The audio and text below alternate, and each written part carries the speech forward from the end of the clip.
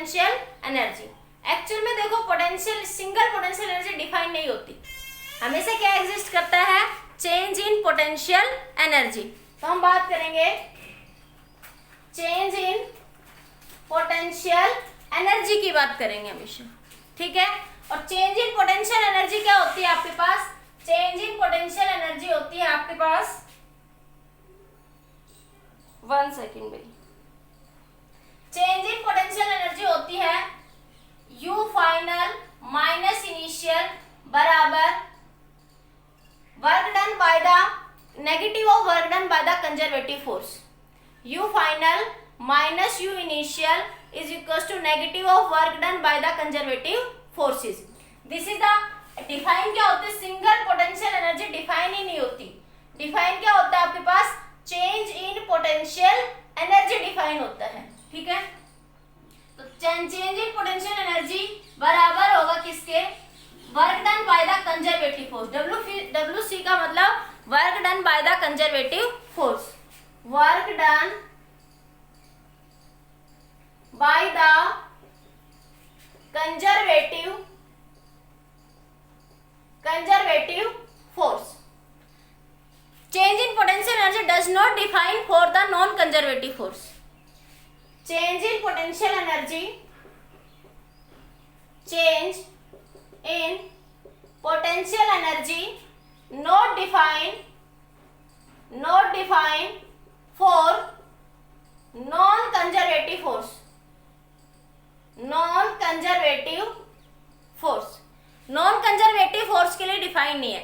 Conservative force कौन से थे, gravitational force, electrostatic force, spring force, all are the conservative force. Frictional force कैसा था आपके पास, नॉन कंजर्वेटिव फोर्स थे। फ्रिक्शनल फोर्स कैसे थे, नॉन कंजर्वेटिव फोर्स थे, ठीक है। तो हम बात करेंगे किसके, चेंज इन पोटेंशियल एनर्जी। जैसे ग्राउंड है ये आपके पास, ये क्या है, ग्राउंड, ठीक है। यहां से this is your ground. Ground से मान लिया ये कोई एम मास यहाँ पे रखा हुआ था, एम मास, तो पोटेंशियल एनर्जी यहाँ से हाइट क्या थी, मान लिया h1 ग्राउंड से। तो ये पोटेंशियल एनर्जी किस पे डिपेंड करेगी, किस रेफरेंस से आप उसको बात करो, पोजीशन से डिपेंड करेगी। अब मान लिया आपके पास, आप इस मास को यहाँ से यहाँ ले गए, यहाँ पे ले गए, तो ये वैल्यू कितनी होगी, मान लिया h2। तो आपके पास मास की नेट पोटेंशियल एनर्जी कितनी चेंज हुई, h2 minus h1। Net change कितना हुआ आपके पास, net change in potential energy from mass 0.1 से 0.2 तक। तो चेंज इन पोटेंशियल एनर्जी यहां से देखो क्या लिखोगे, U1 को क्या लिखोगे, mgh1, U2 को क्या लिखोगे, mgh2। यही फॉर्मूला होता है पोटेंशियल एनर्जी का, ठीक है। तो एक्चुअल में क्या होता है, ये net change in potential energy क्या चेंज हुआ, नेट पोजीशन कितनी चेंज हुई है, तो आप क्या लिखोगे, U2 minus U1 mg into h2 minus h1। तो ये क्या है आपके पास, चेंज इन पोटेंशियल एनर्जी। क्या है आपके पास बच्चों, ये चेंज इन पोटेंशियल एनर्जी, ठीक है। इतना नोट करिए, फिर आगे डिस्कस करते हैं।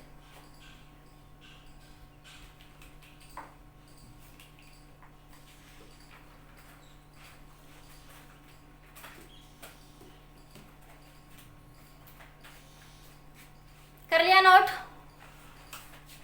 ठीक है। तो आपको ये ध्यान रखना है कि चेंज इन पोटेंशियल एनर्जी बराबर होगी किसके, net work done by the conservative force. इसी चीज को मैं ऐसे भी लिख सकती हूँ, अगर स्मॉल के लिए बात कर रही हूँ तो delta D W D U is equal to minus D W. जब मैं कहूंगी स्मॉल के लिए वर्क डन हुआ, स्मॉल वर्क डन के लिए बात करूंगी, किसके लिए बात करूंगी मैं, स्मॉल वर्क डन के लिए। एक बार नोट करिए, इतना इतना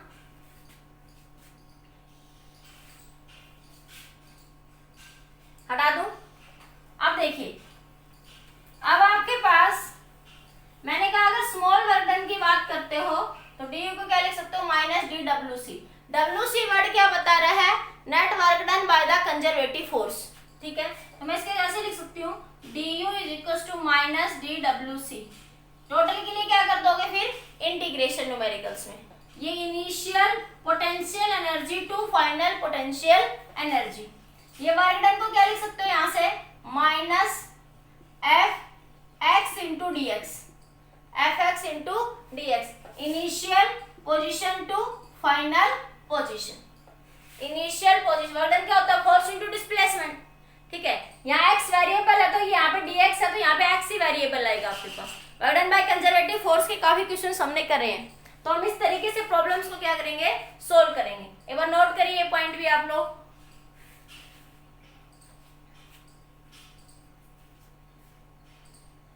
हो गया। नेक्स्ट देखिए, क्वेश्चन देखिए एक बार आप सोल्व कैसे करेंगे। पोटेंशियल एनर्जी किस पे डिपेंड करती है, पोजीशन पे, ठीक है। सिंगल पोटेंशियल एनर्जी का फॉर्मूला क्या होता है, mgh। Single potential energy physics में डिफाइन नहीं होती, हमेशा क्या निकालते हैं हम लोग, change in potential energy. Change देखो आपने कहा ना, ये आप लिखते हो mgh, आपने ये लिखा, ये बॉडी थी, ये यहाँ से रखी हुई थी, ठीक है। तो ये हाइट क्या h, तो इस लेवल की पोटेंशियल एनर्जी 0, इस लेवल की पोटेंशियल एनर्जी क्या होगी, mgh। तो आप क्या लिखोगे, ये मान ले u1 है, ये मान ले u2 है, तो u2 माइनस u1, तो u2 तो क्या है mgh और u1 क्या है 0, तभी तो आपने लिख दिया सीधा u बराबर mgh लिख देते हैं। जब रेफरेंस की क्या मानते हैं, 0, जब रेफरेंस की क्या मानते हैं आप लोग, 0, ग्राउंड से लेवल। तो पोटेंशियल एनर्जी डिपेंड करेगी कि कहाँ से आप उस पोजीशन को चूज कर रहे हैं, ठीक है। रेफरेंस लेवल पे क्या करती है, डिपेंड करती है। यही मैं आपको कह रही हूँ बार बार कि सिंगल पोटेंशियल एनर्जी डिफाइन नहीं होती, हमेशा एक पोजीशन के रिस्पेक्ट में दूसरी पोजीशन के लिए पोटेंशियल एनर्जी क्या होगी, डिफाइंड होगी, मतलब चेंज इन पोटेंशियल एनर्जी क्या होगी बच्चों, डिफाइन होगी, ठीक है।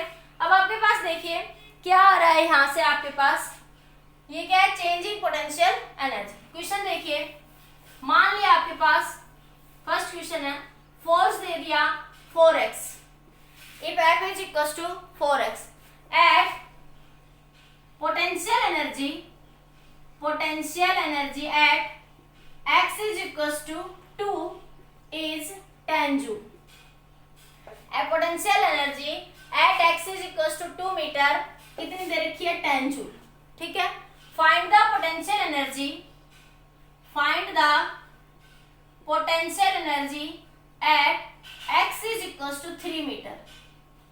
x is equals to 3 metre पर क्या निकालनी है आपको, पोटेंशियल एनर्जी फाइंड आउट करनी है। तो देखो हमने क्या कंसेप्ट पढ़ा, work done by conservative force, uf minus ui बराबर माइनस का wc, ठीक है। Work done by conservative force, ठीक है।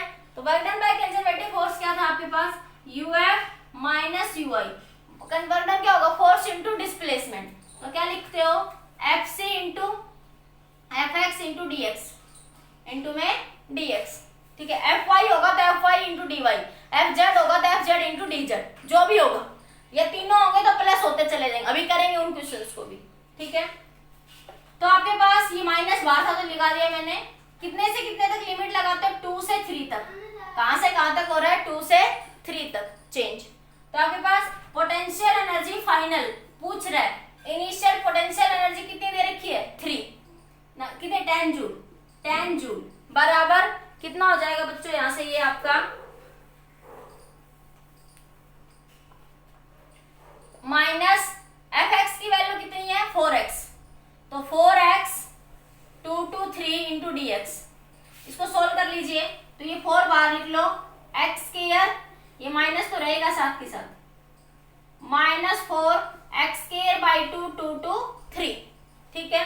तो ये बना uf minus 10 is equal to minus 4 upper limit minus lower limit, ठीक है। ये 2 को भी निकाल लो बाहर, तो x की स्क्वायर लिमिट लगा दोगे 2 से 3, तो ये 2 से कैंसिल, तो माइनस 2 9 माइनस 4, ठीक है।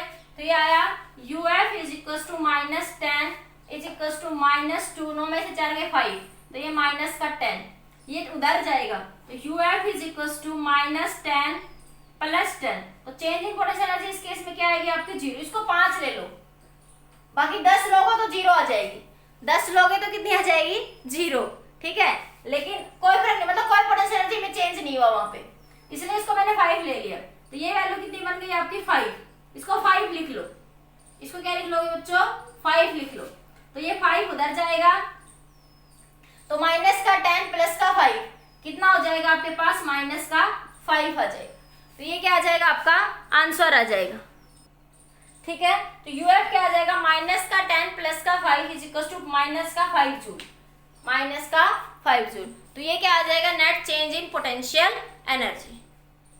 ठीक है, सब में फिर से देख लीजिए, आपको क्या दे दिया, फोर्स दे दिया, आपसे पूछ रहा है कि एक पोजीशन पे पोटेंशियल एनर्जी 5 जूल है, तो दूसरी पोजीशन पे पोटेंशियल एनर्जी क्या करिए, फाइंड आउट करिए। तो आप लोग ये पढ़ चुके हो यहाँ से, ठीक है। तो UF माइनस UI बराबर WC, इसको याद रखना है। हो सकता है वो पोटेंशियल एनर्जी दे दे, आपसे कंजर्वेटिव फोर्स पूछ ले, ऐसे भी क्वेश्चन आएंगे, ठीक है। तो यहाँ से इनिशियल दे रखी थी 5, work done by conservative force आपने पढ़ा है Fx इंटू dx, मैं बात पीछे समझा के आई हूँ पिछले वीडियो लेक्चर में। तो ये यहाँ पे F की वैल्यू 4 दे रखी है, पुट कर दी, इंटीग्रेट कर दिया, लिमिट लगाई वो लगा दी, सोल्व करके फाइनल पोटेंशियल एनर्जी कितनी आ गई आपके पास, 5 जूल, माइनस का 5 joule. Are you getting my point students, note करिए, डाउट है तो बताइए।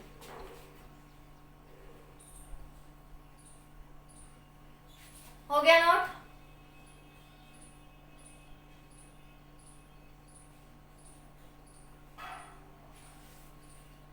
ओके ओके, नेक्स्ट क्वेश्चन देखो, इसको नोट हो गया।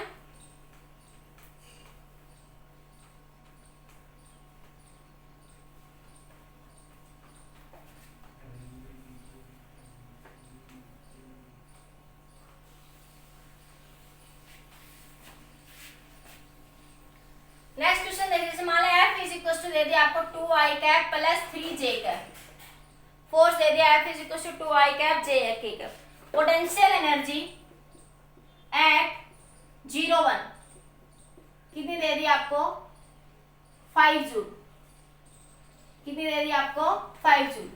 पोटेंशियल एनर्जी एट 0 1 पे कितनी दे दी, 5 joule. Find the potential energy, find the potential energy eight 2 3 point पे पोटेंशियल एनर्जी क्या करनी है, फाइंड आउट करनी, ठीक है। तो ये कोऑर्डिनेट दे दिए, तो इसको भी मैंने आपको समझाया था इस केस में। तो क्या करोगे, वही formula, final minus initial is equal to minus of work done by the conservative force, ठीक है बच्चों। तो देखिए यहाँ से फाइनल आपको निकालनी है, इनिशियल 5 जूल दे दी, वर्क डन कैसे करते हैं, work done by conservative force इधर निकाल रही हूँ, क्या लिखते हो, F into D X, F R into D R, general तो होता है FR इंटू डी आर, ठीक है। FR की वैल्यू XYZ की फॉर्म में हो सकती है, ठीक है। तो अब आपके पास देखो ये DR क्या बन जाएगी, इसके दो तरीके बताए थे मैंने, या तो यहाँ पे पहले क्या लिख लो, इसका FX क्या है, 2 है, और FY कितना है, इसका 3 है, ठीक है। इसका FX कितना है, 2, FY कितना है, 3, ठीक है। तो मैं इसको पहले ऐसे लिख रही हूँ, FX इन dx प्लस FY dy, करवाया था work done by conservative force में।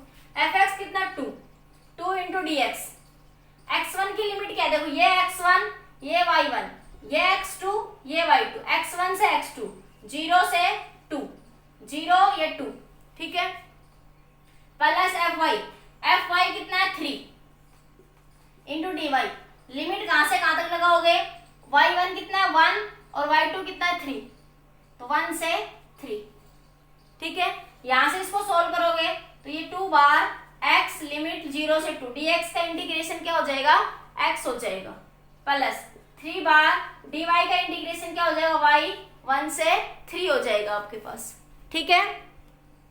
तो ये यहां से कितना आया, 2 माइनस 0 प्लस 3 माइनस 1, तो कितना आ जाएगा, ये यहां से इसको सोल्व करोगे तो आपके पास 4 प्लस 3 माइनस 1 2, तो कितना बचा, ये 2 3 जा 6, तो कितना आ गया, 10 आ गया, कितना जूल आ गया आपके पास, ये 10 जूल आ गया यहाँ से, ठीक है।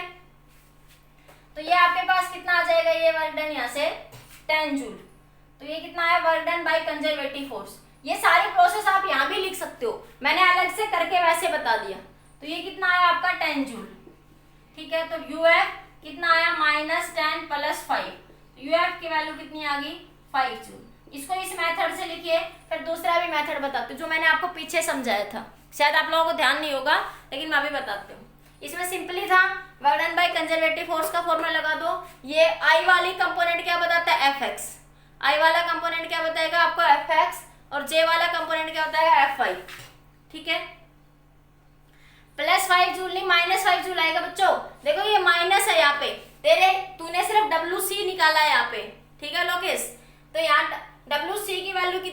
10 जूल, तो यहाँ तो 10 जूल पुट करेगा देख फॉर्मूले में, यहाँ माइनस है, जब ये 5 इधर आएगा तो ये कितना आएगा, माइनस का 5 जूल। ठीक है, हाँ हाँ बिल्कुल बिल्कुल, ठीक है, क्लियर हो गया बच्चों, नोट करिए।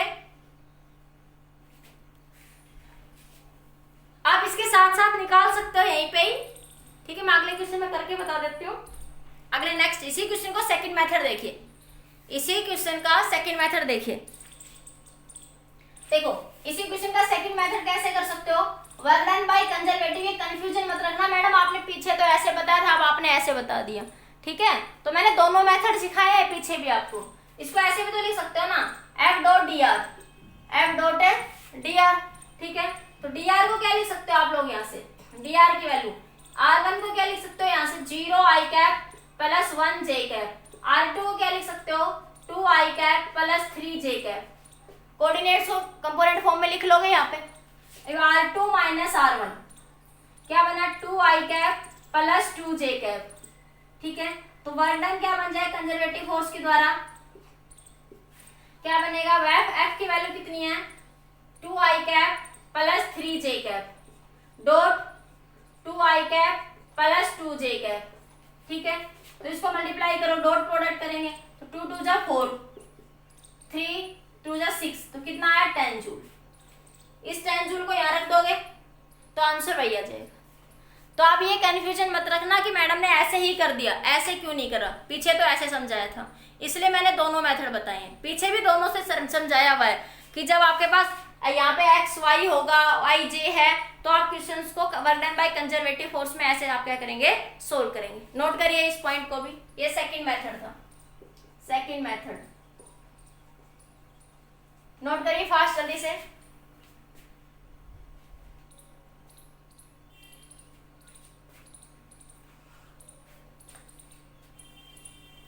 हो गया। अब नेक्स्ट क्वेश्चन देखिए, मान लिया नेक्स्ट क्वेश्चन आपको कुछ ऐसे दे दे, पोजीशन में यही मान लेती हूं, पोजीशन मैंने यही कंसीडर कर लिया आपके पास, ठीक है। एफसी की वैल्यू चेंज कर देती हूँ, कंजर्वेटिव फोर्स दे दिया एक्स स्क्वायर आई कैप वाई जे कैप जेड स्क्वायर के कैप, कुछ ऐसे वैल्यू दे दिया, जेड के कैप लिख लो बस, ठीक है। थोड़ा सॉल्यूशन ही छोटा बन जाएगा और कुछ नहीं या आप ऐसे लिख सकते हो ये वाई स्क्वायर ये जेड कैप, ठीक है, कोई फर्क नहीं पड़ता उस चीज से। तो अब इसमें भी यही करना है आप लोगों को, ये कर पोजीशन ले लेंगे आप लोग, यहाँ पे 3 हो गए ना, अब एक्स वाई जेड, अब आपके पास क्या हो गए 3 हो गए, तो पोजीशन लिख लो, position at potential energy at 0 1 1, 0 1 1 पे पोटेंशियल एनर्जी मान लिया आपके पास 10 जूल है, 0 1 1 पे पोटेंशियल एनर्जी कितनी है 10 जूल। पूछ रहा है पोटेंशियल एनर्जी एट 2 3 1 पे बताइए, find the potential energy at the position 2 3 1, ठीक है। तो करना वही है, क्या क्या करोगे वही करोगे ना, तो क्या करोगे UF minus UI minus work done by the conservative force, ठीक है। तो यूएफ तो निकालना है, यूआई दे रखा है माइनस वर्क डन, क्या लिखोगे F X D X plus F Y D Y plus F Z D Z, ऐसे लिख दो work done by conservative force. ये माइनस बाहर है, इसको रहने दो, ठीक है। माइनस एफ एक्स की वैल्यू कितनी है X square into D X, limit कहां से कहां तक लगाओगे, इसको x1 इसको y1 इसको z1, इसको x2 इसको y2 इसको z2, ऐसे लिखते हो। तो x1 कितना 0 0 से 2 प्लस fy कितना आया y dy, y1 कितना है 1 y2 कितना है 3, ठीक है, प्लस fz की वैल्यू कितनी है z इंटू dz, z1 कितना 1 z2 कितना 1, तो 1 से इसको 2 3 4 लिख देती हूँ, 1 से 4 कर दो, ठीक है, 1 से 1 फिर 0 आ जाएगा 1 से 1 में तो आंसर, ठीक है। फिर z का कोई मतलब नहीं, फिर मैक्स स्क्वायर की कंपोनेंट की फॉर्म में लिख देती। ये मैं अपनी लिमिट कर सकती हूँ, क्वेश्चन में 1 भी हो सकता था, ये मैं अपने अकॉर्डिंग चेंज कर देती हूँ कोई भी लिमिट, ठीक है। क्वेश्चन में 1 1 होता तो आंसर 0 हो जाता, कोई फर्क नहीं पड़ता, 0 हो जाता क्या हो जाता, मैंने तो वैसे तुम कैलकुलेशन करो इसलिए मैंने 4 लिख दिया तुम्हारी कैलकुलेशन बढ़ाने के लिए, ठीक है। थोड़ा मैथ सीखो, अब कुछ नहीं बचा आपके पास, अब कर लोगे माइनस, इसका इंटीग्रेशन करोगे x³/3 लिमिट 0 to 2 प्लस ये y²/2 लिमिट 1 से 3 प्लस z²/2 लिमिट 1 से 4। ठीक है, ये फाइनल -10 ये सारी चीजें आप लोगों को पता है, ये सब चीजें आप लोगों को पता है। ठीक है, बस अब इसमें लिमिट पुट कर लो, upper limit minus lower limit, ये इधर कुछ सॉल्यूशन होके आ जाएगा। करो क्या, सॉल्व भी कर लोगे ना ये, फिर यू फाइनल निकल जाएगा। ठीक है, क्लियर हो गया? नोट कर लीजिए, सॉल्यूशन आप लोग कर लेना आगे इसका, जल्दी नोट करिए।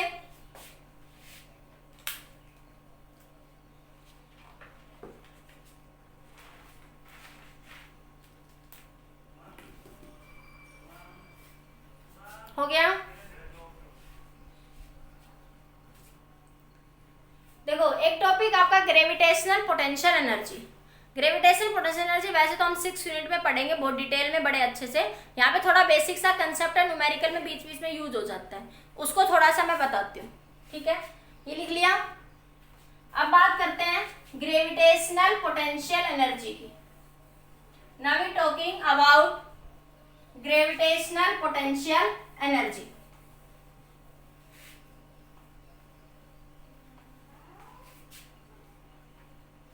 ग्रेविटेशनल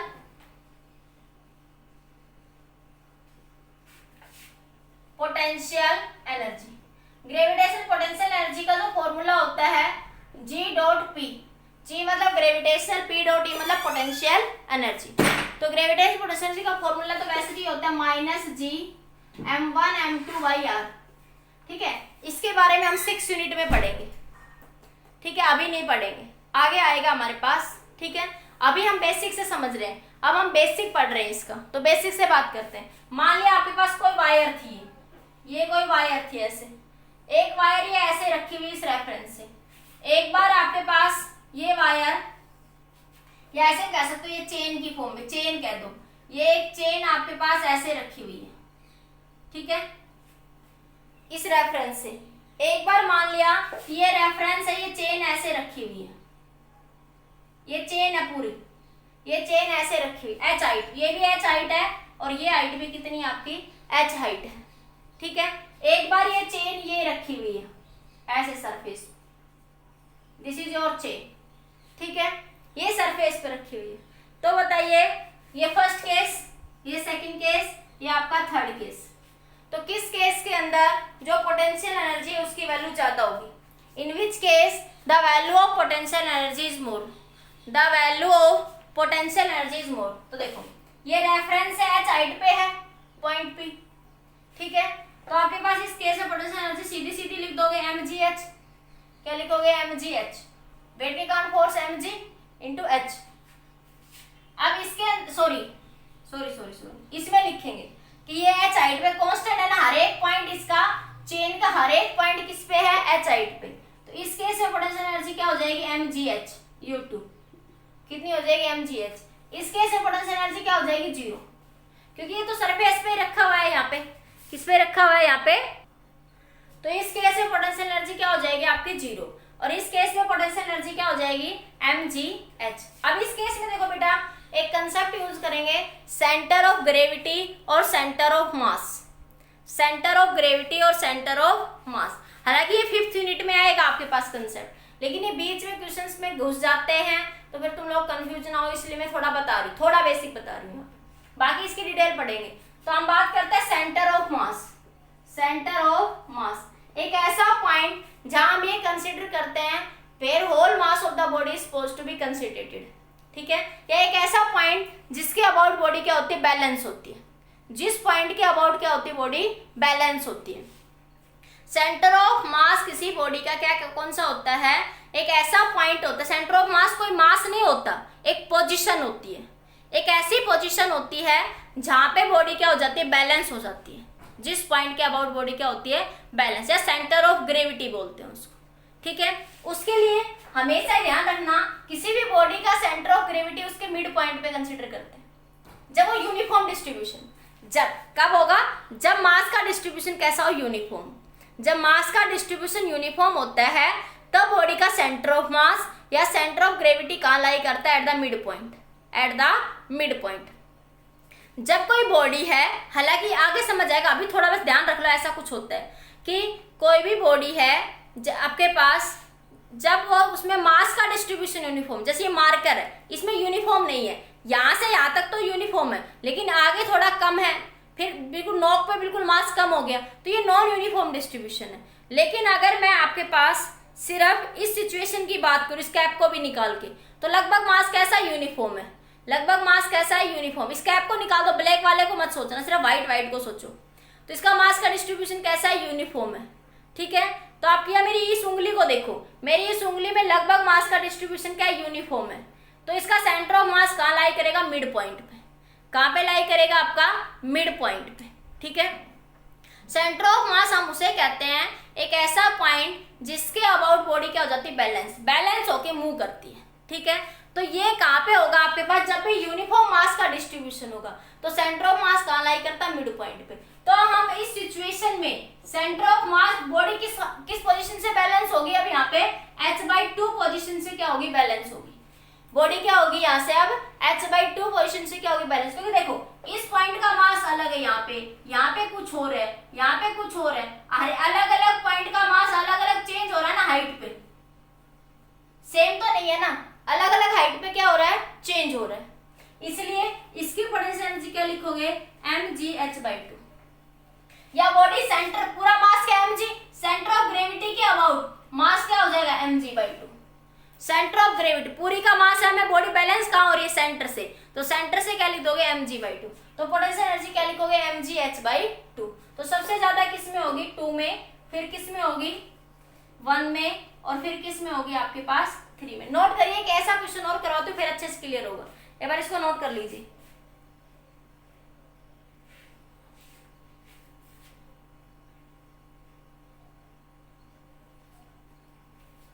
एक क्वेश्चन है, अच्छा है, आया हुआ है आपका, देखिए इसके बहुत सारे क्वेश्चन करवाऊंगे। हो गया।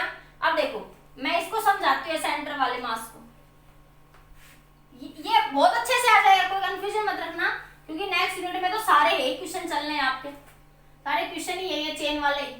ये थोड़ा बेसिक सा था तो मैं बता देती हूँ थोड़ा। यहाँ देखो, ये मान लिया आपके पास कोई इस तरह की शेप थी, सेमी सर्कल शेप थी। ठीक है, ऐसे यहां से आप कोई चेन रखी हुई है, ऐसे ये चेन रखी हुई है। चेन ऐसी तो होती है। ठीक है, अब इस चेन में देखो, इसके पॉइंट O से यहां dm मास है, ये dm मास है, ये भी dm मास है, तो d भी dm मास, dm मास, dm मास, dm मास, dm मास, dm मास। जब बॉडी का मास पोजीशन के अकॉर्डिंग चेंज होता है, जैसे यहां बताया मैंने कि आपके पास ये चेन ऐसे रखी थी, तो यहां से मास कुछ और था, यहां से कुछ और है, तो मास डिस्टेंस पे क्या कर रहा है? डिपेंड कर रहा है आपके पास। लेकिन जब मैंने ये पोजीशन ली आपके पास, ये वाली पोजीशन, तो हर एक मास की पोजीशन क्या है? h ही है। यहां से देखो, यहां से देखो, यहां से देखो, तो सीधा लिख दिया mgh। अभी यही तो बात करते हो ना, आपने यही तो पढ़ा, ये रेफरेंस लेवल था, ये मास m रखा हुआ था, तभी तो आपने कहा mgh, तभी तो आपने क्या कहा? मास। लेकिन जब मास अलग अलग डिस्टेंस पे रखा हो, बॉडी का मास डिस्टेंस के साथ चेंज हो रहा हो, तब वहां पे कंसेप्ट यूज करते हैं सेंटर ऑफ मास या सेंटर ऑफ ग्रेविटी का। ठीक है, ग्रेविटी अर्थ के लिए लगाते थे, सेंटर ऑफ मास जनरली जब हम अर्थ को रेस्ट में मानते तब लिख देते हैं। ठीक है, तो अब आपके पास क्या हो जाएगा? यहाँ पे देखो dm, अब देखो ये यहाँ से डिस्टेंस कुछ और है, यहाँ से डिस्टेंस कुछ और है, इस dm की डिस्टेंस कुछ और है, इस dm की डिस्टेंस कुछ और है, इस dm की डिस्टेंस कुछ और है, इस dm की डिस्टेंस कुछ और है, तो अलग अलग dm की डिस्टेंस क्या हो रही है? चेंज हो रही है। अलग अलग dm की डिस्टेंस क्या है? अलग अलग है। यहाँ पे dm मास की डिस्टेंस जो है यहाँ पे क्या हो रही है? अलग अलग सिचुएशन में क्या हो रही है? चेंज हो रही है। तो पोटेंशियल एनर्जी dm मास का कंसेप्ट पढ़ेंगे। dm क्या है? छोटा सा मास। dm क्या है? छोटा सा मास चेन का। ये dm मास डिस्टेंस के अकॉर्डिंग क्या हो रहा है बेटा? चेंज हो रहा है। तो जब हम यहाँ पे पोटेंशियल एनर्जी लिखेंगे तो क्या लिखेंगे? dmgh, क्योंकि मास क्या है? dm, मास क्या है यहाँ पे आपके पास, dm है। h हाइट क्या होगी, अब देखो मैं थोड़ा इधर बनाती हूँ, ये यहाँ देखो, ये चेन है,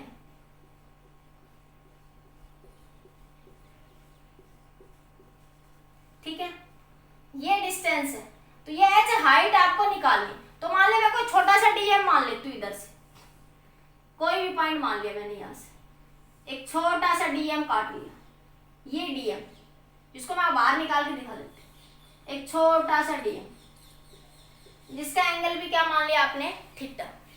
एक छोटा सा dm कंसिडर कर लिया जिसका एंगल क्या मान लिया, d थीटा। तो ये एंगल d थीटा, तो इस एंगल को मैंने क्या कह दिया, थीटा कह दिया, ठीक है। तो इस dm की पोजीशन यहां से देखो, इस dm की पोजीशन, सिर्फ मैं इसकी बात करूं, इस dm की, तो ये r निकालना पड़ेगा। तो ये रेडियस r है, ये तो r ही है, ये h है, तो h को क्या लिख सकते हो, h बाई r। ये रेडियस r नहीं, ये रेडियस आपके पास r है, तो h बाई r क्या बना, साइन थीटा। तो h क्या बन जाएगा आपके पास, r साइन थीटा। h क्या बन जाएगा आपका, r साइन थीटा बन जाएगा। अरे ये रेडियस ही तो होगी, हर एक पॉइंट में सारी रेडियस ही तो है, तो क्या लिख दोगे, ये h बाई r, ये h इस r के साथ चेंज हो रहा है ऊपर जैसे जैसे जैसे जा रहे हैं, तो h को क्या लिख सकते हो, r साइन थीटा। तो dm की वैल्यू क्या आ गई, G R sine theta, G R sine theta, ठीक है। देखो ये पूरी तो आर है, कोई बच्चा ये मत सोचते कि पूरी आर है, लेकिन देखो जब मैं इधर से देखो, ये थोड़ी सी कम होगी, देखो ये यहाँ से पूरी आर थी, लेकिन ये थोड़ी घट गई ना, इसलिए, लेकिन मेरे पास ये तो आर है ना, इसलिए मैंने इसको लिया, डाउट मत रखना, ठीक है। अब देखो ये dm, डिफरेंशिएशन जब करते हैं, इंटीग्रेशन जब करते हैं, तो लिखते हैं fx इंटू dx या x इंटू dx, ये x के साथ यहाँ dx आना चाहिए वेरिएबल, लेकिन थीटा वेरिएबल है, देखो थीटा चेंज हो रहा है ना, जब आप यहां से यहाँ मूव करो, यहाँ कुछ और थीटा, यहाँ कुछ और थीटा है, थीटा पोजीशन के साथ dm के साथ चेंज हो रहा है, थीटा वेरिएबल है और यहाँ dm लिखा है, तो dm को थीटा के साथ तो इंटीग्रेशन नहीं कर सकती, dm को थीटा के साथ इंटीग्रेशन नहीं कर सकती, तो मुझे dm को कुछ थीटा की फॉर्म में लाना पड़ेगा, dm मास को मुझे थीटा की फॉर्म में कैलकुलेट करना पड़ेगा। अब मैं ये कहूं कि आपके पास एक छोटा सा कंसेप्ट यूज करेंगे, dm मास कैसे निकालते हैं, हमेशा वेरी वेरी इंपॉर्टेंट पॉइंट। जैसे ये पूरी बॉडी है, ये पूरी बॉडी है ऐसे, इस पूरी बॉडी का मास m है, मुझे इतनी छोटी सी बॉडी का मास चाहिए, इतनी सी का, तो मैं कैसे निकालूं, ठीक है। तो उसके लिए निकालने का तरीका क्या है, 10 पेन का मूल्य 2 रुपया, तो 1 पेन का मूल्य 2/10, तो 4 पेन का मूल्य 2/10 मल्टीप्लाई बाई 4, निकालते हैं, पढ़ते हैं ऐसे क्वेश्चन हम लोग, ठीक है।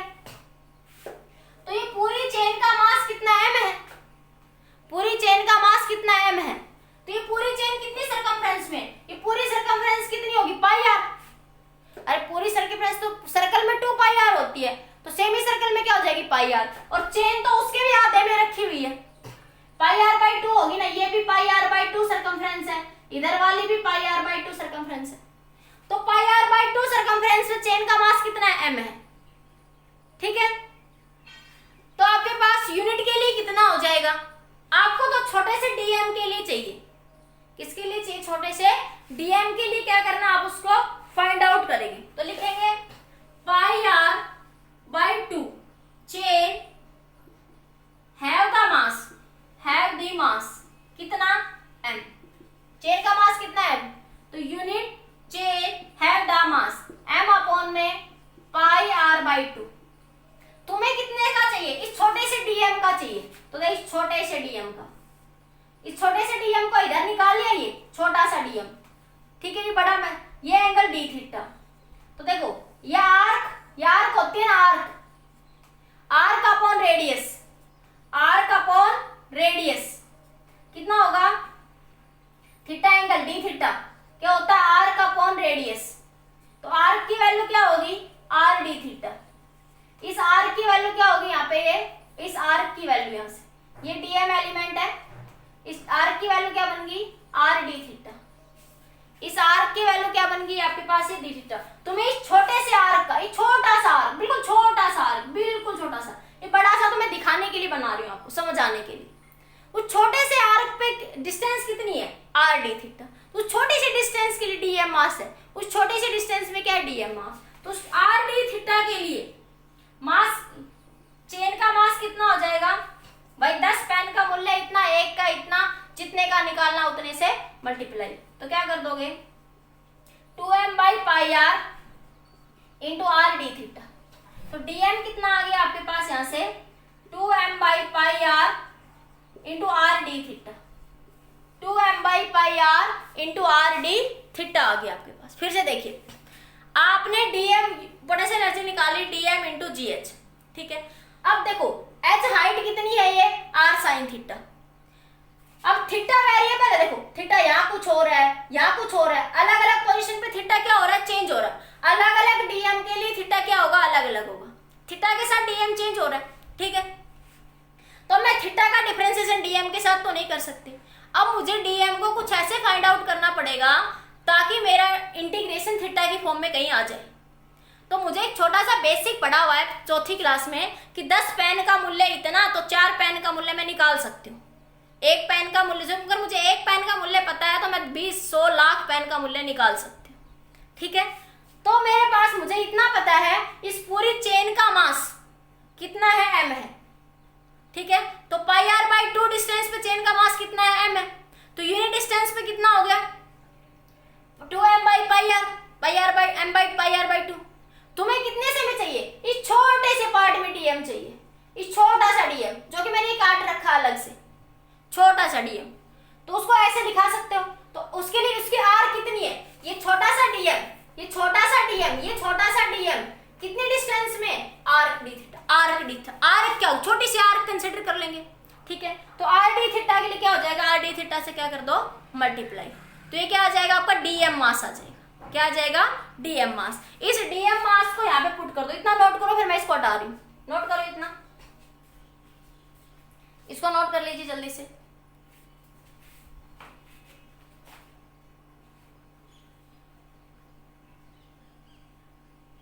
हो गया नोट।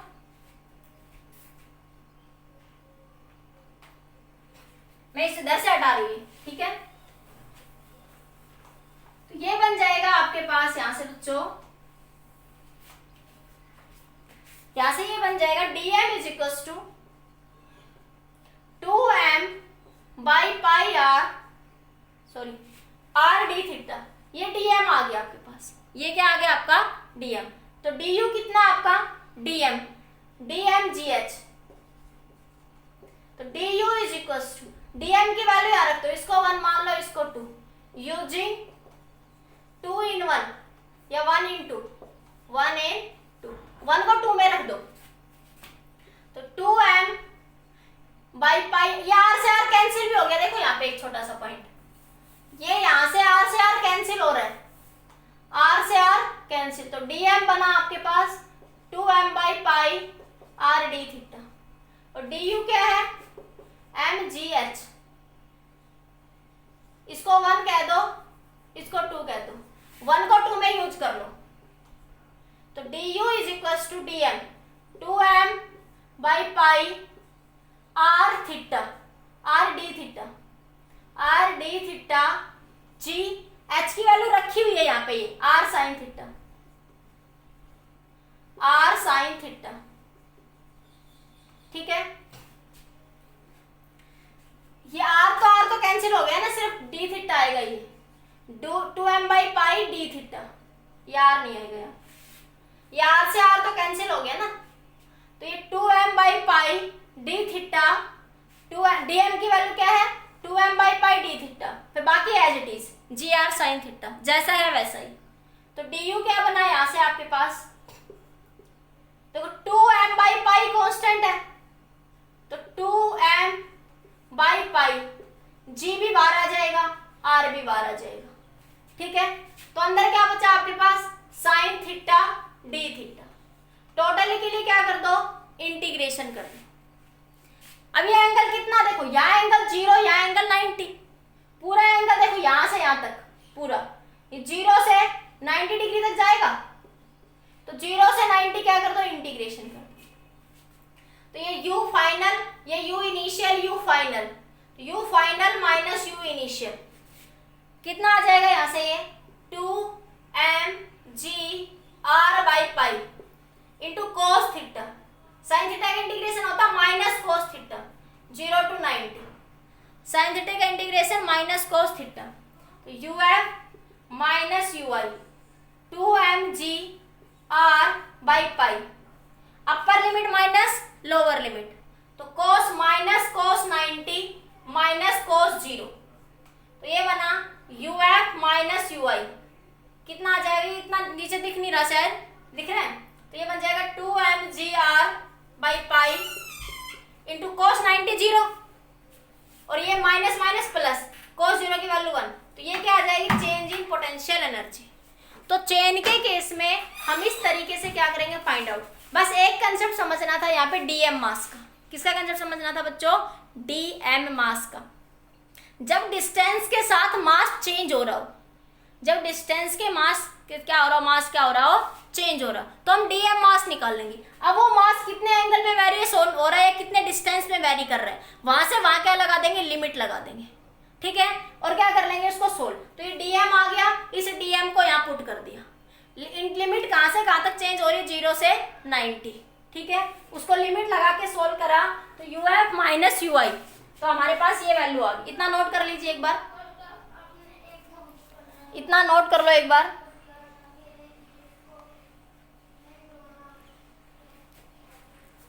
मैं बार ऊपर लिख देती, साइड में तो लिख लिया था ना, मैं यहाँ लिख रही हूँ ऊपर। तो मेरे पास क्या आया, uf माइनस ui 2mgr/पाई, 2mgr/पाई, ये क्या आ गई मेरे पास, इस चेन की पोटेंशियल एनर्जी। क्या आई मेरे पास, ये इस चेन की पोटेंशियल एनर्जी आ गई, ठीक है, नोट करिए।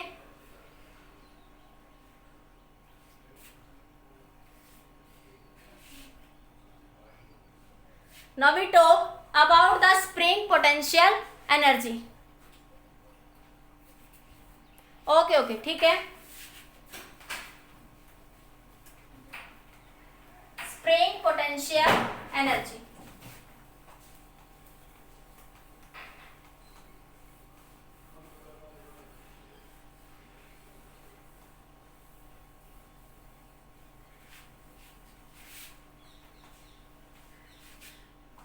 देखो बच्चों, स्प्रिंग पोटेंशियल एनर्जी, किसकी बात करेंगे, स्प्रिंग पोटेंशियल एनर्जी, ठीक है। स्प्रिंग की पोटेंशियल एनर्जी क्या होती है बेटा, 1/2 kx का स्केयर।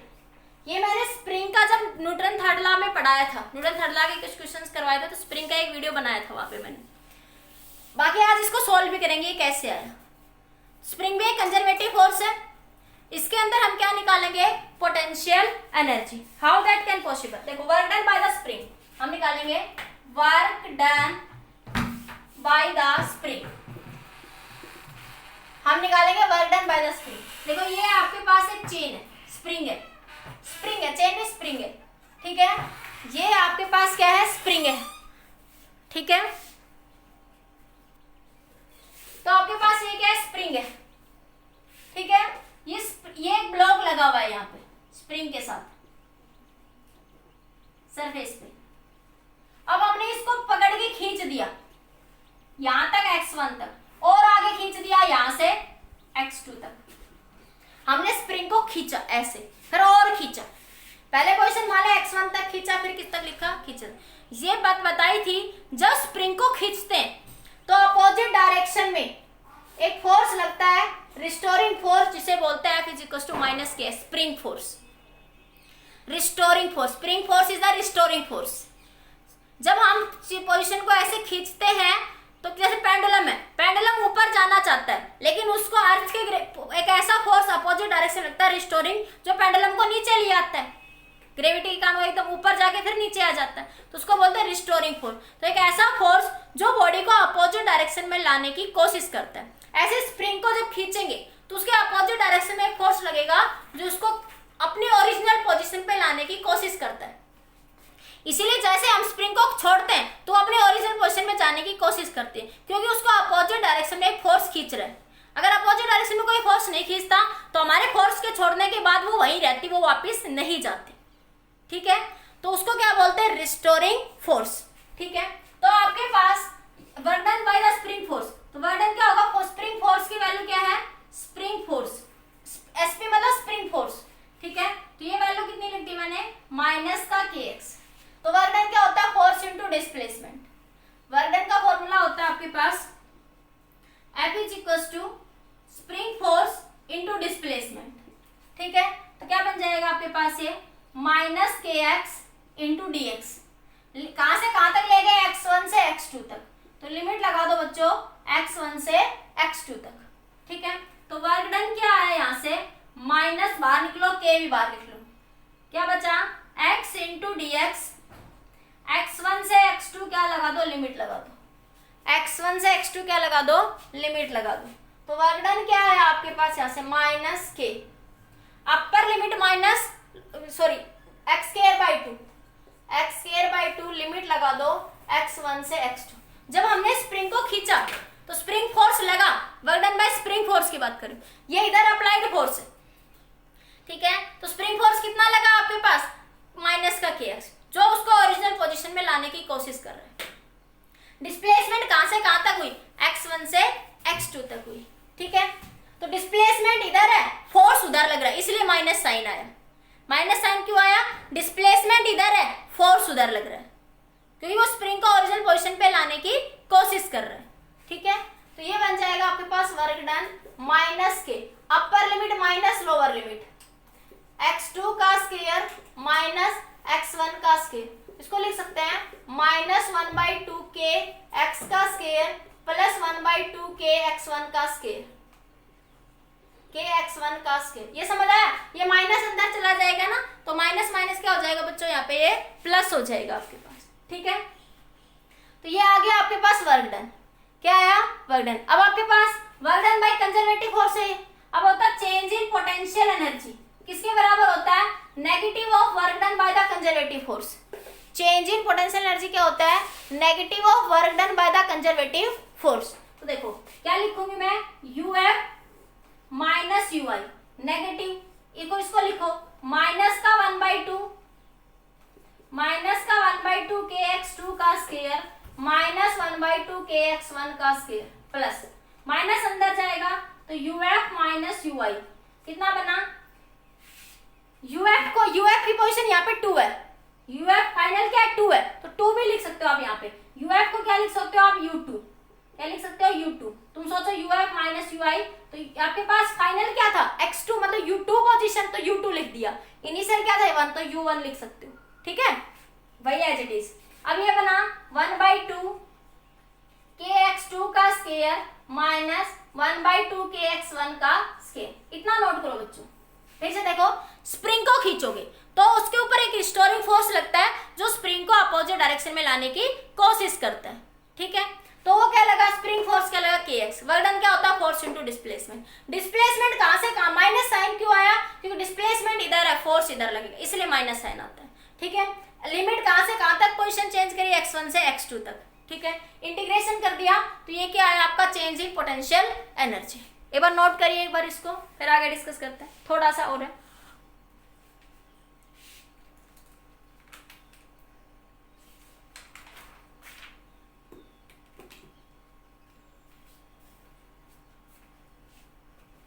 हो गया, ठीक है, तो एक बार इधर से हटा दूं, देखो ये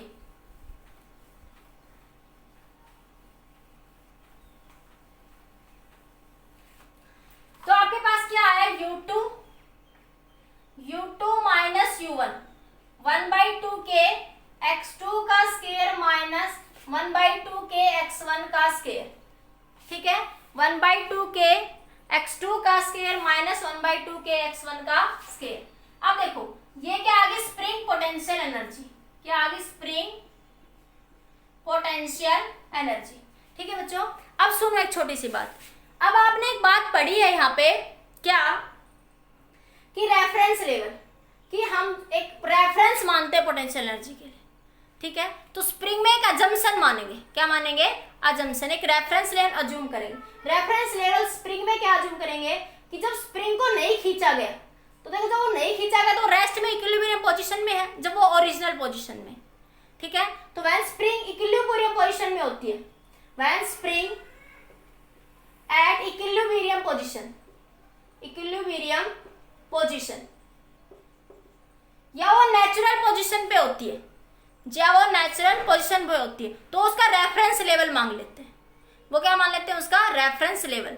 तो वहां पे क्या मान लेंगे? लेट x1 क्या हो जाएगा? 0। जब वो ओरिजिनल पोजीशन पे है स्प्रिंग, तो x1 क्या आपका 0 है। x1 0 है तो u1 क्या हो गया? 0। और x2 को किसके बराबर मान लेंगे? x के बराबर। और u2 को किसके बराबर मान लेंगे? u। अज्यूम कर लिया। ये क्या कर लिया? अज्यूम कर लिया। जैसे आप कहते हैं ना ग्राउंड में पोटेंशियल एनर्जी 0 है, अर्थ को पे 0 मान लेते हो, अर्थ को रेफरेंस मान लेते हो, लाइक दैट। जैसे ऊपर h हो गया तो mgh लिखते हो ना, तो इसको क्या मानते हो? 0। ऊपर वाले की क्या मानते हो? mgh। तो इसको रेफरेंस माना ना आपने, अज्यूम ही तो करा। हो सकता है मैं अर्थ की सेंटर से बात करूं तो इसकी कुछ पोटेंशियल एनर्जी है, तो पोटेंशियल एनर्जी जैसे मैं यहाँ से बात करूं तो कुछ और है। अगर मैं इस हाथ पे ही रख दूं तो पोटेंशियल एनर्जी 0, जब मैंने हाथ को रेफरेंस माना। लेकिन अर्थ के रिस्पेक्ट में मेरा हाथ भी तो किसी पोजीशन पे है ना, तो पोटेंशियल एनर्जी जहां से आप रेफरेंस को चूज करते हो उस पॉइंट पे क्या करती है? डिपेंड करती है। ठीक है, तो इसलिए उसको देखो u1 क्या हो गया? 0। x1 0 ओरिजिनल, जब वो इक्विलिब्रियम पोजीशन में है तो x1 क्या है? 0 है। x1 क्या है? 0 है। तो u2 को क्या लिख दिया? u, या u2 इज इक्वल टू क्या आया? 1/2 k x2 का स्केयर। अब u2 को क्या मान लिया आपने? u, तो u बराबर 1/2, u बराबर 1/2 kx का स्केयर। तो ये क्या आ गई? स्प्रिंग की पोटेंशियल एनर्जी। ये क्या आ गई? स्प्रिंग की पोटेंशियल एनर्जी। ठीक है, this is the potential energy of the spring. Note करिए एक बार इसको। कोई डाउट है तो पूछ लीजिए, मैसेज कर दीजिए। If you have any doubt then ask me.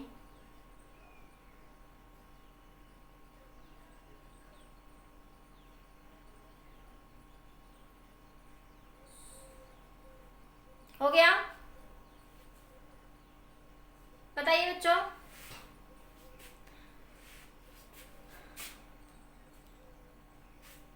Message करिए।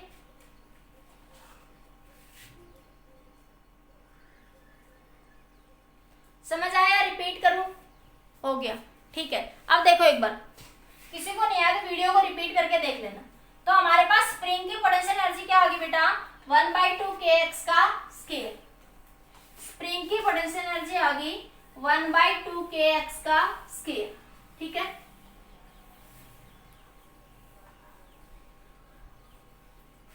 तब हमारे पास, हाँ बिल्कुल बिल्कुल बिल्कुल, स्प्रिंग की पोटेंशियल एनर्जी क्या आई? 1/2 kx का स्केयर। देखो अब सुनो ध्यान से, ये स्प्रिंग है, ये स्प्रिंग है। अगर आप इसको खींचोगे तो ये x डिस्प्लेसमेंट हुआ। ठीक है, ये इसके ओरिजिनल पोजीशन है। या आपने इसमें एक्सपेंशन करा, एक्सटेंशन किया इसको। ठीक है, ये स्प्रिंग है। ठीक है, अब आपने इसको कंप्रेस कर दिया, इस ओरिजिनल से इधर अंदर कंप्रेस कर दिया, तो ये -x हो गया। कंप्रेस करा तो डिस्टेंस कुछ कम होगी, तो क्या लिख दिया? माइनस का x। ठीक है, लेकिन पोटेंशियल एनर्जी में देखो, पोटेंशियल एनर्जी में लिखोगे 1/2 k, इसकी डिस्प्लेसमेंट क्या x के है, तो 1/2 k x के ही है इस केस के लिए।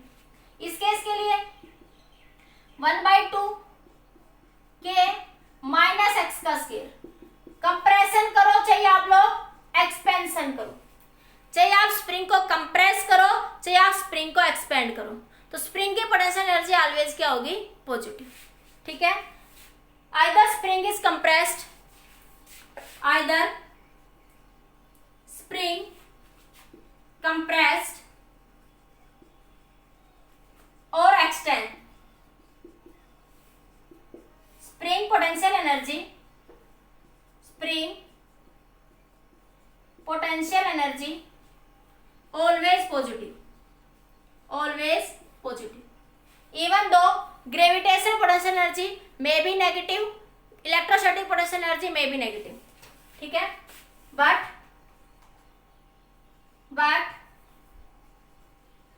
Gravitational potential energy may be negative, electrostatic potential energy may be negative. Gravitational potential energy may be negative हो सकती है, -mgh आती है आपकी, आई भी है क्वेश्चनों में। ठीक है, इलेक्ट्रोस्टैटिक पोटेंशियल एनर्जी भी आपकी नेगेटिव आ सकती है। लेकिन gravitational potential energy spring potential energy क्या होगी, ऑलवेज आपकी पॉजिटिव होगी। Spring potential energy always exist in positive form. ठीक है, बस 3-4 मिनट और लूंगी, जल्दी से नोट करिए। ठीक है, नोट करिए इस पॉइंट को। अब एक छोटा सा पॉइंट, ठीक है, अब एक छोटा सा पॉइंट देखिए, ये स्प्रिंग है आपके पास, ये क्या है आपके पास, स्प्रिंग है। ठीक है, ये स्प्रिंग है, छोटा सा पॉइंट। ठीक है, ये रेस्ट में था, यहाँ इसकी ओरिजिनल पोजीशन थी, आपने इसको खींचा तो इसके आपके पास खींच दिया, खींचने के बाद यहाँ इसकी कुछ पोटेंशियल एनर्जी होगी, यहाँ इसकी कुछ पोटेंशियल एनर्जी होगी, इसको छोड़ दिया। अब इसको खींचा, स्प्रिंग को खींचा, छोड़ दिया, स्प्रिंग को खींचा और खींच के जब छोड़ा, स्प्रिंग को खींचा, खींचा और फिर छोड़ दिया, रिलीज कर दिया। ठीक है, समझ आ रहा है, रिलीज कर दिया। तो रिलीज करने पर बस 2 मिनट, रिलीज करने पर क्या होगा कि उसकी जो पोटेंशियल एनर्जी है वो किस में कन्वर्ट हो जाएगी, काइनेटिक एनर्जी। पोटेंशियल एनर्जी किस में कन्वर्ट हो जाएगी, काइनेटिक एनर्जी में। ठीक है, at equilibrium position when spring released, when spring released, then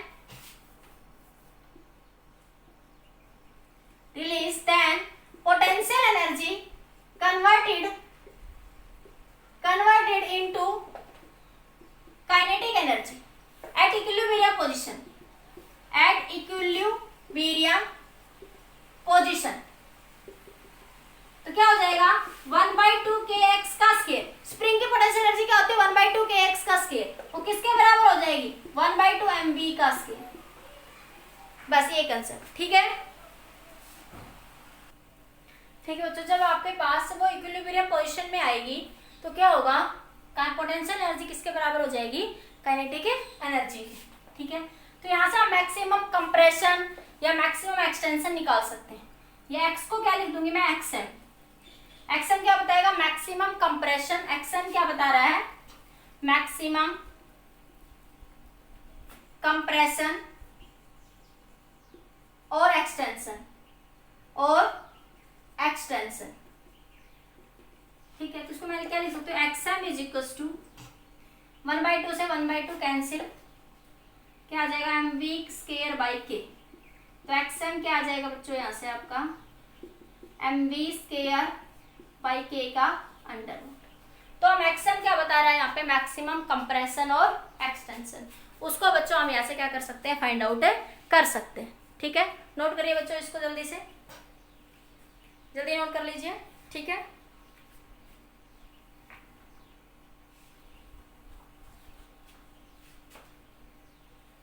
अब देखिए क्वेश्चन, देखिए आपके पास एक न्यूमेरिकल देखिए इस पे बेस्ड। जैसे आपके पास न्यूमेरिकल से छोड़े, न्यूमेरिकल से पहले एक पॉइंट और देखिए। आपके पास मान लिया कि जो टोटल पोटेंशियल एनर्जी है, जो टोटल एनर्जी आपकी, टोटल एनर्जी, ठीक है, वो क्या है आपके पास, यहाँ से 1/2 टोटल पोटेंशियल एनर्जी की, एनर्जी की बात करें यहाँ पे हम लोग, एक बार ग्राफ देखो इसका, सॉरी ग्राफ देखो, ग्राफ से समझ आएगी बात ना। मैंने कहा 1/2 mv का स्केयर बराबर हो गया 1/2 kx का स्केयर एट इक्विलिब्रियम पोजीशन। जब उसको रिलीज करा गया तो काइनेटिक एनर्जी किसके बराबर होगी, potential energy of the spring. तो देखो ये एनर्जी है, इधर इस एक्सिस पे क्या ले लिया आपने, एनर्जी, और इस एक्सिस पे क्या ले लिया, डिस्प्लेसमेंट।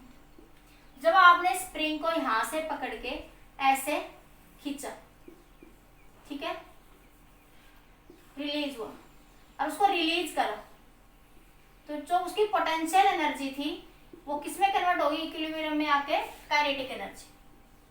तो धीरे धीरे मान लें इनिशियली यहाँ पे क्या थी आपके पास, मैक्सिमम पोटेंशियल एनर्जी क्या है आपके पास, यहाँ पे इस पॉइंट के ऊपर देखो, इसका ऐसे ग्राफ आ जाएगा, ये इस तरीके से ग्राफ आ जाएगा, किसका, पोटेंशियल एनर्जी और काइनेटिक एनर्जी। कैसे देखो, ये कैसे बना दे ग्राफ, देख लो एक बार। ये ग्राफ क्या कह रहा है, देखो ये क्या है आपकी काइनेटिक एनर्जी का ग्राफ, ये क्या है काइनेटिक एनर्जी, और ये क्या है पोटेंशियल एनर्जी। तो देखो इस पॉइंट पे पोटेंशियल एनर्जी क्या है मैक्सिमम, तो काइनेटिक एनर्जी क्या है 0, ये कर्व क्या है काइनेटिक एनर्जी। जो पोटेंशियल एनर्जी यहाँ पे क्या है मैक्सिमम, तो काइनेटिक एनर्जी क्या है 0। जो धीरे धीरे इसको छोड़ेंगे रिलीज होगी, जब स्प्रिंग को छोड़ेंगे धीरे धीरे तो इसकी जो पोटेंशियल एनर्जी वो डिक्रीज होने लग जाएगी। पोटेंशियल एनर्जी क्या होगी डिक्रीज, पोटेंशियल एनर्जी क्या होगी डिक्रीज, पोटेंशियल एनर्जी क्या होगी डिक्रीज, और 0 हो जाएगी, ठीक है। और जैसे जैसे पोटेंशियल एनर्जी डिक्रीज होगी काइनेटिक एनर्जी क्या होगी मैक्सिमम, काइनेटिक एनर्जी क्या होगी इंक्रीज होगी।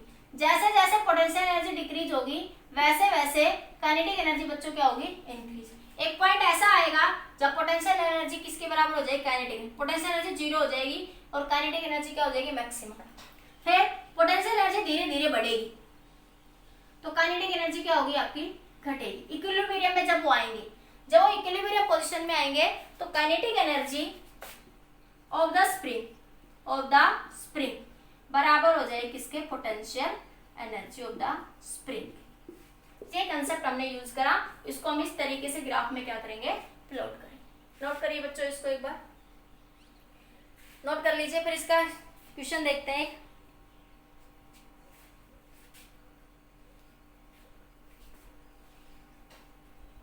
हो गया। अब देखो मान लिया आपके पास एक स्प्रिंग थी, न्यूमेरिकल देखिए, मान लिया आपके पास एक स्प्रिंग है, ये आपके पास बच्चों एक स्प्रिंग है, ठीक है, ये क्या है एक स्प्रिंग। इसको यहां से यहां तक 1 मीटर खींचा गया, यहां से यहां तक इसको 2 मीटर खींचा गया, ठीक है। स्प्रिंग कांस्टेंट दे रखा 50 न्यूटन पर मीटर, ये के स्प्रिंग कांस्टेंट दे रखा कितना आपका 50 newton per metre. Find the work done by the spring force, find the work done by the spring force, work done by the spring force, ठीक है। when spring stretching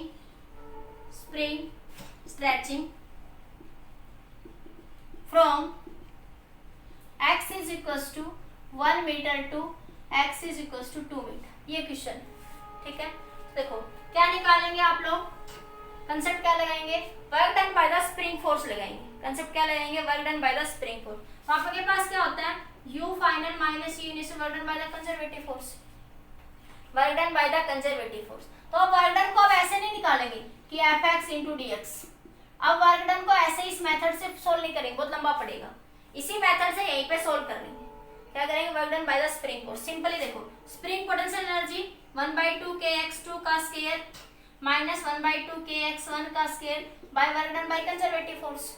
work done bye Kanjar spring क्या है conservative force है, spring क्या है बेटा आपका conservative force. निकाल दो 1/2 k तो बाहर ले लो, x2 का स्क्वायर माइनस x1 का स्क्वायर बराबर work done by conservative force, ठीक है। यहाँ पे लिखिए इसको, तो ये यहाँ पे क्या आ जाएगा, यहाँ से ये डिस्टेंस 2 मीटर थी, तो ये यहाँ पे कितना आ जाएगा बच्चों आपके पास 1/2, k की वैल्यू कितनी है 50, x2 कितना 2 का स्क्वायर माइनस 1 का स्क्वायर बराबर माइनस का wc, तो ये 2 से 25 पे कैंसिल हो जाएगा, तो 25 4 माइनस 1 माइनस wc, 25 इंटू 3 कितना आ गया माइनस wc, तो wc कितना आ गया माइनस 75 जूल। तो स्प्रिंग फोर्स के द्वारा वर्क डन कितना होगा minus 75 joule. Work done bye spring force कितना हो जाएगा बच्चों माइनस 75 जूल, माइनस का 75 जूल। तो इस तरीके से हम क्या कर सकते हैं, इसको फाइंड आउट कर सकते हो। नोट करिए, फिर नेक्स्ट न्यूमेरिकल देखिए बच्चों, नोट कर लिया। नेक्स्ट क्वेश्चन देखिए एक बार आपका, नेक्स्ट क्वेश्चन है बच्चों आपका, if there are 2 spring, question है if there are 2 spring having spring constant K1 and K2,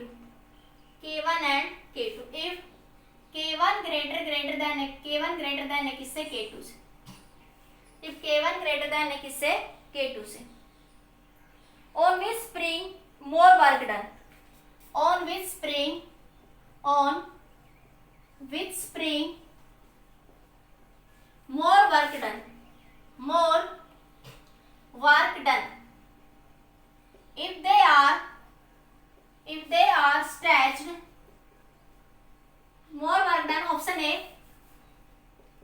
if they are stretched, if they are stretched by, option A, same force, same force, option B, question number 2, option A, question number 2, if they are stretched by same force, same amount, same amount। Question है, दो spring है, ठीक है, एक का spring constant क्या है, K1, दूसरी का स्प्रिंग कांस्टेंट क्या है, K2। उन दोनों को स्ट्रेच किया गया, उन दोनों को क्या किया गया, स्ट्रेच किया गया, ठीक है। तो क्या कर रहा है, एक बार तो उन दोनों को सेम फोर्स से स्ट्रेच करा गया, और एक बार उन दोनों को सेम अमाउंट मतलब सेम डिस्टेंस तक, सेम अमाउंट वर्ड क्या कह रहा है यहाँ पे, सेम डिस्टेंस, सेम डिस्टेंस तक क्या करा गया, खींचा गया। डिस्प्लेसमेंट क्या है वहां पे, सेम है, सेम डिस्प्लेसमेंट, डिस्टेंस कुछ भी कर दो, डिस्प्लेसमेंट कर दो, क्योंकि वर्क डन में किसकी बात करते हैं, डिस्प्लेसमेंट, सेम डिस्प्लेसमेंट से खींचा गया, ठीक है।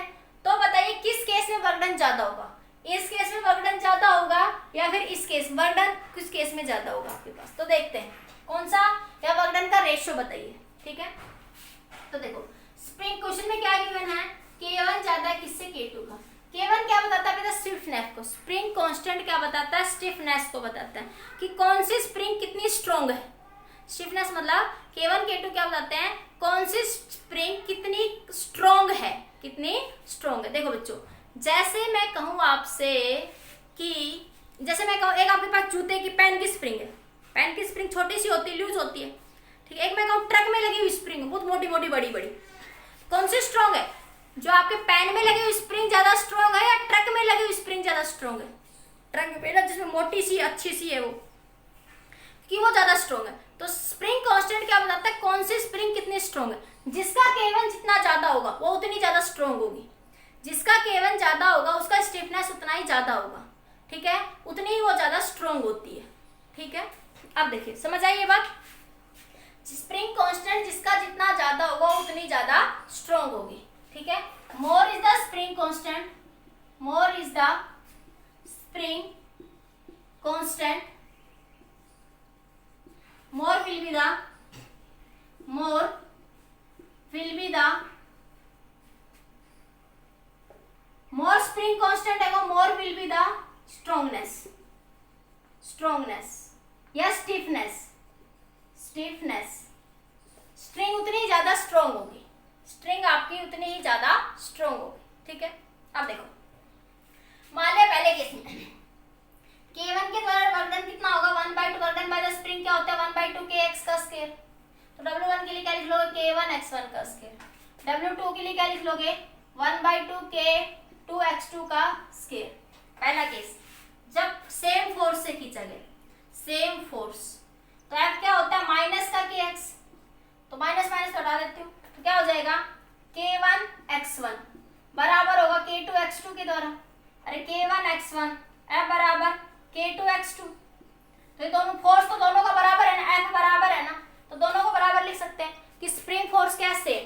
तो मैं यहाँ से क्या कह सकती हूँ, K1 by K2 बराबर होगा x2 by x1 के। तो देखो यहाँ से एक सीधी सीधी फंडा क्लियर हो रहा है कि K इनवर्सली प्रोपोर्शनल x के, K इनवर्सली प्रोपोर्शनल है बच्चों किसके, x के। देखो यहाँ 1 आया तो यहाँ 2 आया, यहाँ 2 आया तो यहाँ 1 आया, तो K इनवर्सली प्रोपोर्शनल है किसके, x के।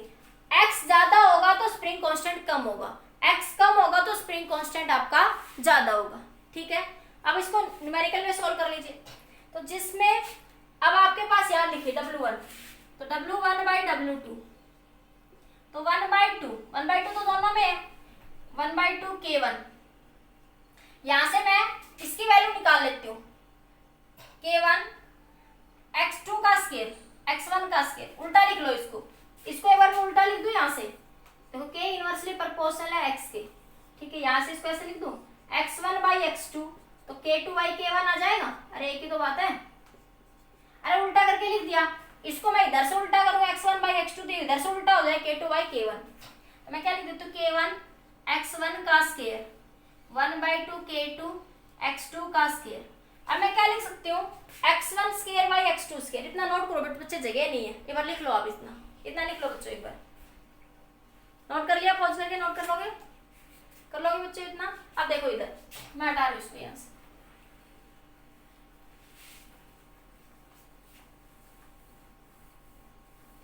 हो गया ना नोट सब आपका ये। अब देखो यहाँ से क्या है W1/W2, W1/W2 कितना हो जाएगा यहाँ से देखो ये इधर, ठीक है। तो 1/2 से 1/2 मर गया, K1/K2, इसको नंबर 1 कह दो, इसको नंबर 2 कह दो। तो यूजिंग 1 into, तो देखो मैं क्या लिख सकती हूँ, जहां पे x1/x2 है, ये x1/x2 का स्क्वायर लिख सकती हूँ ना मैं इसको। देखो ये x1 square divide by x2 का स्क्वायर। तो जहां पे x1/x2 है तो x1/x2 की जगह मैं क्या लिख सकती हूँ, K2/K1 लिख सकती हूँ ना, क्योंकि x1/x2 बराबर है K2/K1 के। तो पुट करो W1/W2 K1/K2 क्या बनेगा, ये x1/x2 की जगह K2/K1 का स्क्वायर। तो ये सोल्व करिए, तो लिख लिया सभी ने। इसको सोल्व करेंगे जब आप यहां से बच्चों, तो क्या मिलेगा बेटा आपको यहां से, ये W1/W2 K1/K2 K2 का स्क्वायर डिवाइड बाई K1 का स्क्वायर। एक K1 से एक K1, एक K2 से एक K2। तो W1/W2 क्या आया, K2/K1। अरे एक ही तो कैंसिल हुआ है ना, तो इसको मैं ऐसे लिख दूं ना K2/K1 K2/K1। अब तो समझ आता है। तो एक से एक क्या हो कैंसिल, तो एक बच गया ना K2/K1। तो यहाँ से देखो वर्क डन जो है इनवर्सली प्रोपोर्शनल है K के, वर्क डन इनवर्सली प्रोपोर्शनल आया किसके, K के। तो आगे और K ज्यादा होगा तो वर्क डन क्या होगा, कम होगा। तो देखो आपके क्वेश्चन में क्या गिवन था, इन क्वेश्चन में गिवन था कि K1 ज्यादा है किससे, K2 से। तो K1 ज्यादा होगा तो W1 क्या हो जाएगा, कम। K1 ज्यादा होगा तो W1 कितना। वैसे देखो K1 मतलब स्ट्रॉन्ग है, फोर्स सेम लगाया, फोर्स क्या लगाया आपने, सेम लगाया। एक जूते की स्प्रिंग, एक ट्रक की स्प्रिंग, तो आपने फोर्स 10-10 न्यूटन लगाए। जूते की स्प्रिंग पे भी 10 न्यूटन लगा तो डिस्प्लेसमेंट उसमें ज्यादा होगी, और आपने ट्रक की स्प्रिंग पे भी क्या लगाया, 10 न्यूटन, तो उसमें डिस्प्लेसमेंट क्या होगी, कम। तो डिस्प्लेसमेंट कम तो वर्क डन क्या होगा, कम होगा। डिस्प्लेसमेंट ज्यादा तो वर्क डन क्या होगा आपका, ज्यादा होगा, ठीक है। तो K1 ज्यादा तो W1 कम हो जाएगा। तो उल्टा हो जाएगा यहाँ से, क्योंकि क्वेश्चन में गिवन है K1 ज्यादा है किससे, K2 से, तो W2 ज्यादा होगा किससे, W1 से। क्योंकि क्वेश्चन में क्या गिवन है, K1 ज्यादा है किससे, W2। तो K1 ज्यादा है तो W2 क्या हो जाएगा, W2 क्या हो जाएगा, ज्यादा हो जाएगा। K2 कम है तो W2 ज्यादा, K2 कम है तो W2 ज्यादा, K1 ज्यादा तो W1 कम। इनवर्सली हो गया ना, K ज्यादा तो W कम। तो K1 ज्यादा है तो W1 क्या हो गया, कम हो गया। तो ज्यादा कौन सा हो गया, W2। नोट करिए बच्चों इसको एक बार, जल्दी नोट कर लीजिए। दूसरे में कहा था सेम अमाउंट से खींच रहे, मतलब दोनों में डिस्प्लेसमेंट क्या है, सेम है। देखिए ये नोट कर लीजिए जल्दी से, हो गया। सेकंड पार्ट में क्या कह रहा है कि दोनों को सेम अमाउंट से खींच रहा है, दोनों को किससे खींच रहा है, सेम अमाउंट से, ठीक है। तो क्वेश्चन में जो सेम अमाउंट से खींच रहा है बच्चों, तो देखिए तो फिर क्या हो जाएगा, सेम अमाउंट से। बी पार्ट में पूछा था सेम अमाउंट, सेम अमाउंट या सेम डिस्प्लेसमेंट, ठीक है। तो डिस्प्लेसमेंट क्या है, सेम, मतलब x1 बराबर होगा किसके, x2 के। तो फोर्स F1 क्या लिखोगे, बराबर x कह दूं, सेम अमाउंट मतलब डिस्प्लेसमेंट सेम, x1 बराबर x2 बराबर x, क्या बनेगा K1 x1 को क्या बनेगा माइनस K1 इंटू x। इसी तरह F2 फोर्स को क्या कह दोगे, माइनस K2 इंटू एक्स, क्या कह दोगे, माइनस K2 इंटू एक्स, ठीक है। तो यहाँ से आपके पास दोनों में डिस्प्लेसमेंट क्या आई, आपकी सेम आई है, ठीक है। तो वर्क डन क्या होता है, वर्क डन W1/W2, तो 1/2 K1 x1 का square divide by 1/2 K2 x2 का स्क्वायर, ठीक है, 1/2 K1x2 का स्क्वायर। तो देखो यहाँ पे डिस्प्लेसमेंट सेम है, अरे डिस्प्लेसमेंट तो सेम ही है, सीधी सीधी ये लिखने की भी जरूरत नहीं है, फोर्स वाली बात नहीं लिखने की जरूरत, सीधी x1 बराबर है किससे, x2 के, सीधा ही तो 1/2 से 1/2 मर गया, K1/K2। तो आपके पास x1 x² से x² मर गया, तो क्या बचा W1/W2, क्या बना K1/K2। तो यहाँ से क्या आया कि W1 डायरेक्टली प्रोपोर्शनल है K के। तो क्वेश्चन में क्या गिवन था आपको, यहाँ से आपके पास आया कि W डायरेक्टली प्रोपोर्शनल है K के, ठीक है। तो अगर K1 ज्यादा होगा K2 से तो W1 ज्यादा होगा किससे, W2 से, ठीक है। K1 ज्यादा होगा W2 से, तो इस केस में उल्टा हो जाएगा। तो इस केस में क्या आएगा, W1 बड़ा ज्यादा होगा किससे, W2 से। नोट करिए बेटा इसको। फिर नेक्स्ट क्वेश्चन देखिए, आपका एनसीईआरटी का क्वेश्चन है, अच्छा क्वेश्चन, नोट करिए एक बार। आज का वीडियो लेक्चर थोड़ा लंबा बनेगा बच्चा, ठीक है, हो गया। देखिए बच्चों नेक्स्ट क्वेश्चन आपका, बेटा दो कार है, ठीक है, कार एक्सीडेंट हुआ, मैंने लैंग्वेज को पूरा नहीं लिखा पर समझ लीजिए। कार एक्सीडेंट हुआ, इस कार में कोई स्प्रिंग लगी हुई थी, जब ये कार इसके साथ टकराई, कोलिजन हुआ इन दोनों में, क्या हुआ, एक्सीडेंट हुआ, तो दोनों में क्या हुआ, कोलिजन। तो ये कार इससे टकराई और यहाँ पे क्या हो गया, मैक्सिमम कंप्रेशन हो गया, ठीक है। ये कार, दो कार थी, इसमें इस कार में आगे वो लगा हुआ था स्प्रिंग, तो ये कार इससे जाके टकराई, एक्सीडेंट हुआ, तो इस स्प्रिंग में क्या होगा, कंप्रेशन होगा ना, ऑब्वियस सी बात है। स्प्रिंग में यहाँ पे क्या हुआ, कंप्रेशन क्या हुआ, मैक्सिमम कंप्रेशन हुआ, ठीक है। फाइंड यही करना है, मैक्सिमम कंप्रेशन, एक्सएम मतलब फाइंड द मैक्सिमम कंप्रेशन। जब वो टकराई तो उन दोनों में मैक्सिमम कंप्रेशन हुआ, तो फाइंड द जो टकराई तो स्प्रिंग अंदर घुसेगी, तो पूछ रहा है find the maximum compression, spring के अंदर मैक्सिमम कंप्रेशन कितना हुआ। जब ये कार इस कार से टकराएगी तो पूछ रहा है इस कार स्प्रिंग के अंदर कितना मैक्सिमम कंप्रेशन होगा। ये मास दे रखा है कार का, वेलोसिटी दे रखी है जिसके स्प्रिंग घुसी है, इस कार का मास दे रखा है, वेलोसिटी दे रखी है, और ये क्या दे रखा है, फ्रिक्शनल कोएफिशिएंट। तो देखो जब मैक्सिमम कंप्रेशन होगा, जब क्या होगा, मैक्सिमम कंप्रेशन, तो काइनेटिक एनर्जी किसके बराबर हो जाएगी, पोटेंशियल एनर्जी के। जब ये इससे जाके टकराएगी तो इसकी पोटेंशियल एनर्जी किसमें कन्वर्ट हो जाएगी, काइनेटिक एनर्जी में ना। पोटेंशियल एनर्जी किसमें कन्वर्ट हो जाएगी बच्चों, काइनेटिक एनर्जी में। तो पोटेंशियल एनर्जी का स्प्रिंग क्या बन जाएगी, 1/2 KXM का स्क्वायर बराबर 1/2 mv का स्क्वायर। ये कार ऐसे चल रही थी, तो ये स्प्रिंग किस में थी, रेस्ट में थी, इसकी कुछ पोटेंशियल एनर्जी थी इक्विलिब्रियम पोजीशन में 1/2 kx का स्क्वायर। जब ये दूसरी कार इससे आके टकराई, ये दूसरी कार इससे टकराई, तो इसकी पोटेंशियल एनर्जी किसमें कन्वर्ट होगी, काइनेटिक एनर्जी में। और जब वो काइनेटिक एनर्जी में कन्वर्ट होगी तो कंप्रेशन क्या होगा बेटा, मैक्सिमम। तो काइनेटिक एनर्जी बराबर हो जाएगी, पोटेंशियल एनर्जी बराबर हो जाएगी किसके, काइनेटिक एनर्जी के, ठीक है। तो यहाँ से आपके पास आप उल्टा भी लिख सकते हो कि गेन इन पोटेंशियल एनर्जी बराबर होगी किसके, गेन इन पोटेंशियल एनर्जी बराबर लॉस इन काइनेटिक एनर्जी, ठीक है। गेन इन पोटेंशियल एनर्जी बराबर हो जाएगी लॉस इन काइनेटिक एनर्जी के बाद, ठीक है। तो गेन इन पोटेंशियल एनर्जी बराबर loss in kinetic energy, clear. अब यहाँ पुट कर दीजिए, एक्सएम निकालिए 1/2 से 1/2, तो ये क्या आ जाएगा, मैक्सिमम कंप्रेशन। फिर से क्वेश्चन समझिए, ये दो कार थी बेटा, ऐसे स्प्रिंग लगा हुआ था, ऐसे चल रही थी, तो इसकी कुछ काइनेटिक एनर्जी थी, ठीक है। वो कह रहा है इससे आके टकराई, एक्सीडेंट हुआ, तो ये इसकी काइनेटिक एनर्जी किसमें कन्वर्ट हो गई, पोटेंशियल एनर्जी। जब वो कंप्रेस हुई तो काइनेटिक एनर्जी किसमें कन्वर्ट होगी, उसकी कंप्लीटली पोटेंशियल एनर्जी के अंदर, ठीक है। तो आपके पास क्या हो गया कि काइनेटिक एनर्जी बराबर होगी किसके, पोटेंशियल एनर्जी। बस बाकी सारा डाटा गिवन है। तो ये एक्सएम क्या बता रहा है, मैक्सिमम कंप्रेशन, क्या बता रहा है ये, मैक्सिमम कंप्रेशन। तो जब भी मैक्सिमम कंप्रेशन होगा या एक्सटेंशन होगा तो काइनेटिक एनर्जी बराबर हो जाएगी किसके, पोटेंशियल एनर्जी। ये कंसेप्ट में भी समझाया था आपको।